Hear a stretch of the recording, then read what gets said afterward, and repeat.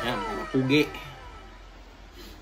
Welcome back to another episode from my channel, Shanix. Reviewin natin to, guys. Let's go!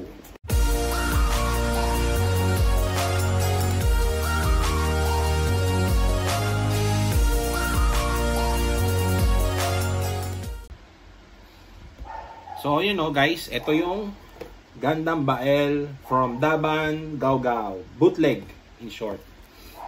Ito yung box niya. Nothing special. Okay. Open natin yung lights para may iyon. Para kita. Kita na ba? O, yan.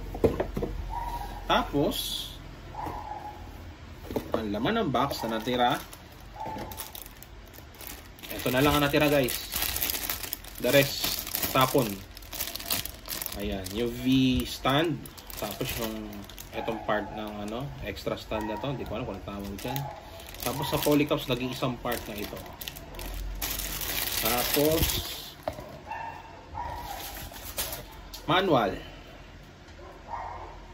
Yun na lang ang natira. Nothing else. Ito yung kit.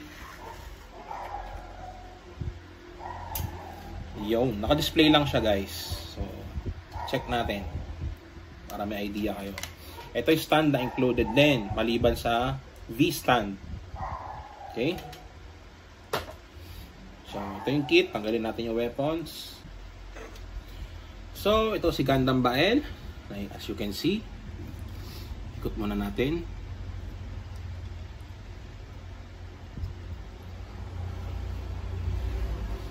Ayan. I applied already panel lines. Ayan. Some panel lines. So, ano ba yung mga ano kasi madaming sandamakmak na stickers ang gamit nitong Gundam na to. Pero thankfully meron akong Gundam markers para hindi ko na gamitin yung stickers. Yung stickers, yun na naman, misalign na naman siya at metallic finish na ayoko. So, ayan. Ito, kinulayan kong Gundam marker. B-fin. Blue. Ito, crest niya dito is plated silver. Kinulayan ko din siya ng Gundam marker EX.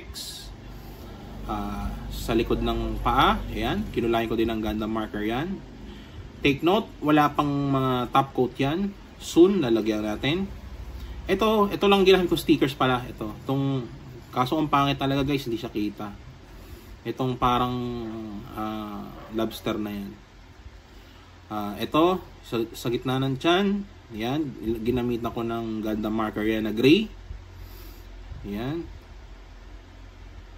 Ano pa ba? Nothing else. The rest is panel line. Okay? So, punta tayo sa problems. Problems na itong kit. Itong ulo niya medyo maluwag, guys.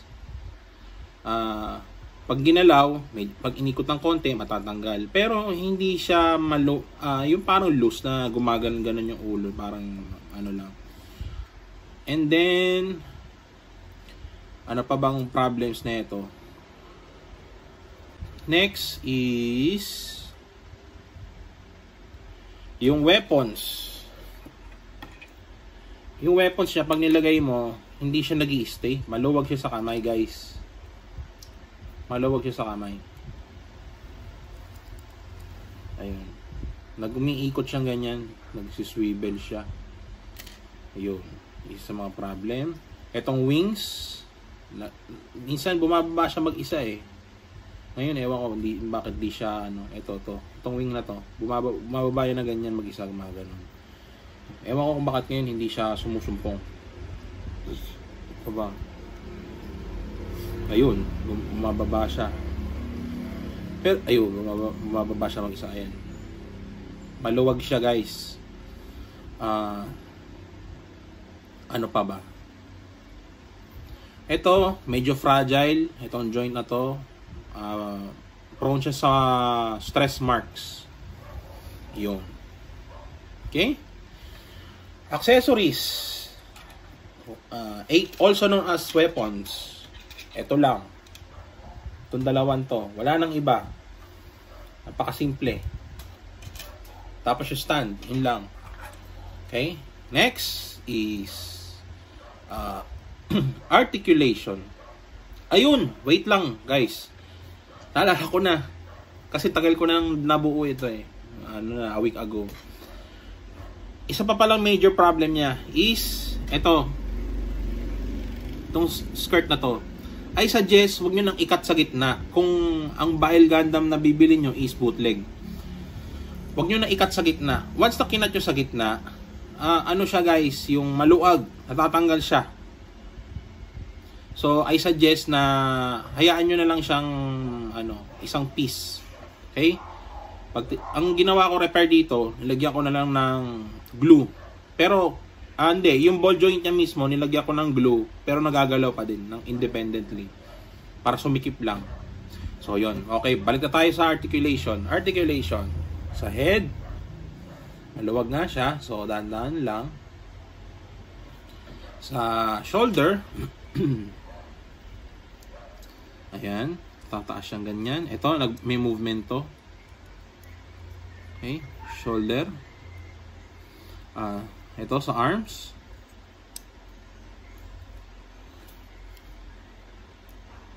Yan. Okay, sa legs. Yan ang kanyang movement. Kasi ito na 2 joints naman siya. Okay. Tapos itong split. Makakapag-split ba? Yun, nalaglag. Sabi ko sa inyo eh. Ayan. Ayan, nakakapag-split naman. So, yun. Okay. Yung waist niya, magalaw din naman. Ito din yung isa sa problem niya pala. Maluwag. Kaya nilagyan ko din ng glue. Ayun, nakita nyo, nalaglag yung Ito, pinutol ko kasi siya guys. So, yun. Hindi ko naman expect na ganito siya kaluwag. Kaya, ayun.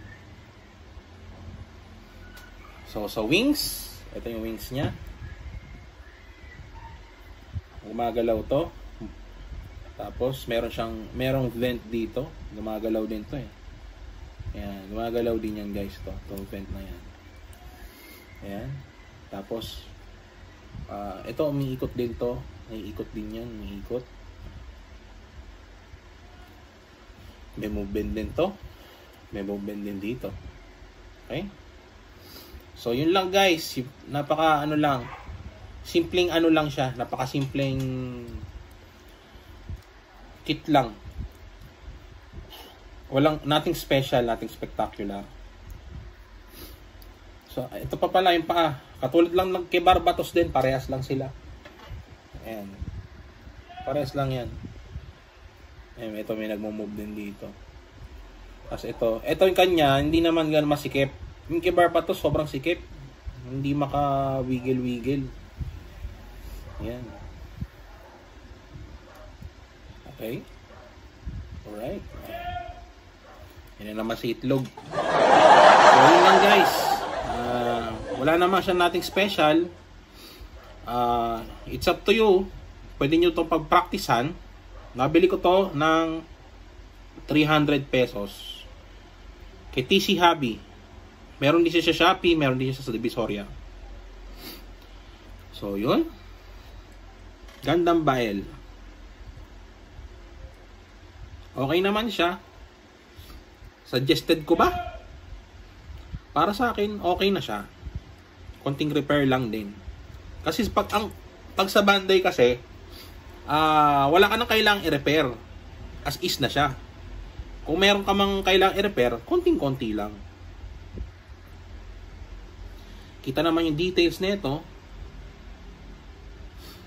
Okay? So, yun lang guys.